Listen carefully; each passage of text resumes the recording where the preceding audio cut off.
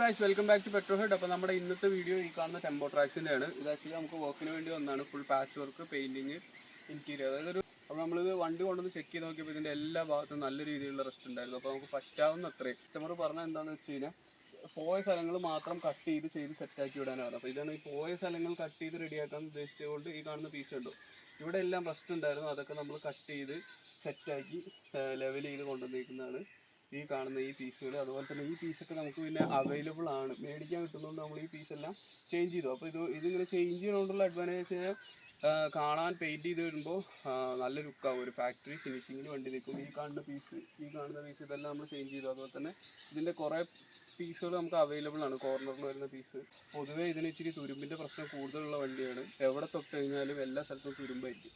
അങ്ങനെ നോക്കുമ്പോൾ ഒരുവിധം എല്ലാ ഏരിയയിലും ഉണ്ടായിരുന്നു. അപ്പോൾ നമ്മുടെ കസ്റ്റമർ പറഞ്ഞത് എന്താണെന്ന് വെച്ച് കഴിഞ്ഞാൽ പോയ സ്ഥലങ്ങൾ മാത്രം ക്ലിയർ ചെയ്ത് അങ്ങനെ ചെയ്താൽ മതി എന്ന് പറഞ്ഞു. അപ്പോൾ ആൾ പറഞ്ഞത് വെച്ചിട്ട് നമ്മൾ പീസുകളെല്ലാം ചേഞ്ച് ചെയ്ത് അങ്ങനെയാണ് ഇതിൻ്റെ വർക്കുകളെല്ലാം തീർത്തിരിക്കുന്നത്. അപ്പോൾ നമ്മളിന്ന് ഇതിൻ്റെ സ്റ്റാർട്ട് ചെയ്ത് നമ്മൾ വാട്ടർ സർവീസൊക്കെ ചെയ്ത് ബാക്കിയുള്ള പരിപാടികളൊക്കെയാണ് ഇന്നത്തെ വീഡിയോ. ഇപ്പോൾ വണ്ടി വന്നിട്ട് കുറച്ച് കാലമായി. ഇനിയിപ്പോൾ ഇതിന് ഇച്ചിരി മെക്കാനിക്കൽ വർക്കുണ്ട്. അത് തീർത്തതിന് ശേഷം പെയിൻറ്റിങ് ഇങ്ങനെയുള്ള ബാക്കി പരിപാടികളിലേക്ക് പോകും. അപ്പോൾ എന്തായാലും നമുക്ക് വണ്ടി ഒന്ന് സ്റ്റാർട്ട് ചെയ്യാം.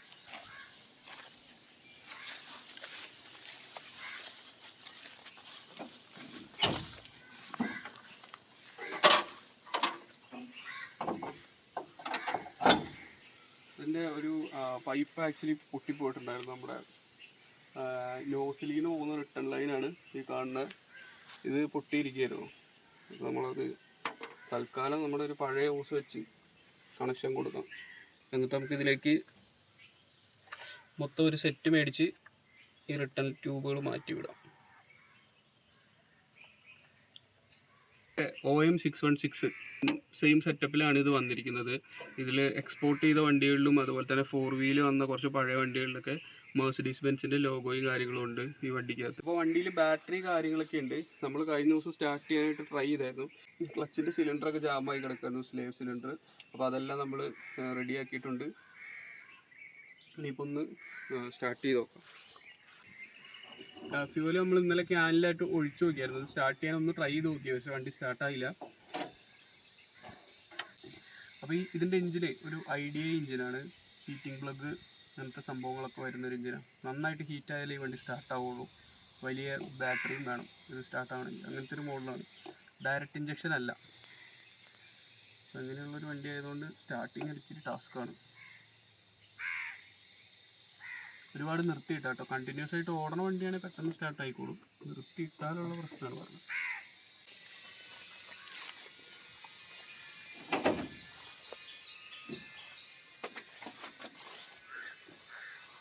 ആണ് ഇൻറ്റീരിയറിൻ്റെ അവസ്ഥ ചെയ്താട്ടോ.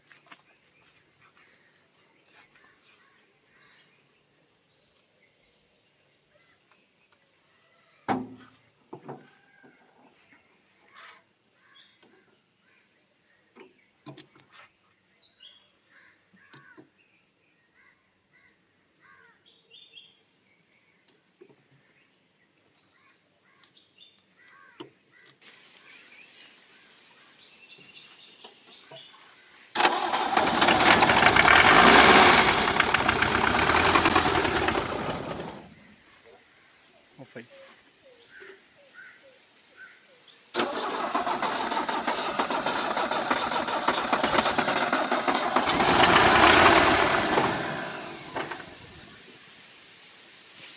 വേറെന്തോ വിഷയമുണ്ട്.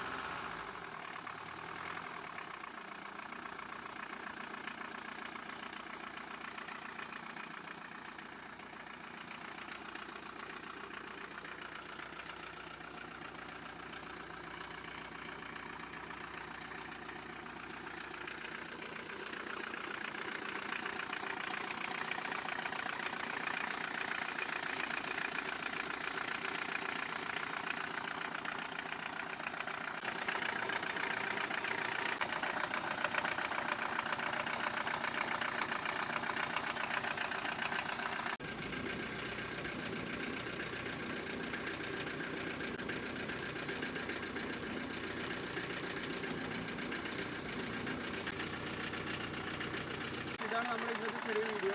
അപ്പോൾ ഇതിൽ എന്തെങ്കിലും അഭിപ്രായങ്ങളൊക്കെ ഉണ്ടെങ്കിൽ കമൻറ്റ് ചെയ്യുക. അടുത്തൊരു വീഡിയോ ആയിട്ട് കാണാം. Bye bye.